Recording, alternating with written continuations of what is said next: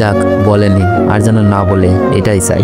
Aunty বলল, আচ্ছা তুমি খাবার খেয়ে নাও, আর পারলে রিমির মন খারাপের কারণ জানার চেষ্টা করো।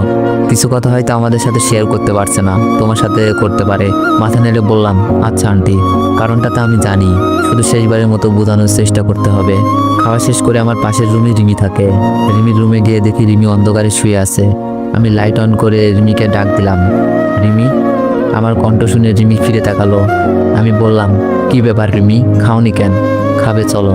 সত্যি বলছি, রিমির চোখের দিকে আমি তাকাতে পারছি না, চোখগুলো ফুলে আছে, আর না খেয়ে চেহারার বাজে অবস্থা। রিমি অভিমানের সুরে বলল, আমি খাবো না। তুমি এখানে এসেছো কেন? আমি কে তোমার? আমি বললাম, রিমি প্লিজ বোঝার চেষ্টা করো, তোমার শরীর খারাপ করবে, এরকম পাগলামির কোনো মানেই হয় না। আঙ্কেল আন্টি জানতে পারলে কি হতে পারে ভেবে দেখেছো? রিমি বলল, তাই তো, আব্বু আম্মুকে বলতেই তো পারি, আর যদি আমার কথায় রাজি না হও, খাবার একদম খাওয়া বন্ধ। রিমি তো দেখছে আমার কথায় পুঁজি করে বসেছে, আমি তাহলে ভালো করতে গিয়ে খারাপ করে ফেলি। আমি বললাম, আচ্ছা বইলো, আগে খেতে চলো। রিমি বলল, তুমি আমার কথায় রাজি হও, তারপর। রাতে খাওনি, সকালেও খাওনি, এখন দুপুর পেরিয়ে যাচ্ছে, তাই মিথ্যা বললাম। আমি বললাম, খাবার খেতে গেলে ভেবে দেখব। রিমি বলল, আচ্ছা খেয়ে নিব, তবে যদি পাল্টি মারো তাহলে বুঝবা পাগলামি কারে বলে। রিমির কথাই ভয় চলে আসে মনে। রিমি খেতে গেল।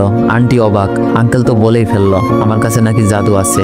কি জাদু আছে সেটা জানলে তো বাসা থেকে বের করেই দিত। আমি রুম থেকে গিয়ে বসে ভাবছি। রিমি খাবার শেষ করে আমার রুমে। রিমি বলল, এবার তো বলো ভালোবাসি। আমি বললাম, এখন রাত 10টা, একটু অন্যরকম ভাবে বলবো। রিমি অনেক আগ্রহ নিয়ে বলল, কিভাবে? আমি বললাম, একটা সারপ্রাইজ। আমার কথা শুনে রিমি অনেক খুশি। রিমির সাথে অনেক কথা হলো। রিমি আমার রুম থেকে যাচ্ছেই না, শুধু কথা বলছে। হয়তো ভাবছে আমি রিমির কথায় রাজি। আমি বললাম, হ্যাঁ রাজি, কিন্তু বেইমানি করতে পারবো না।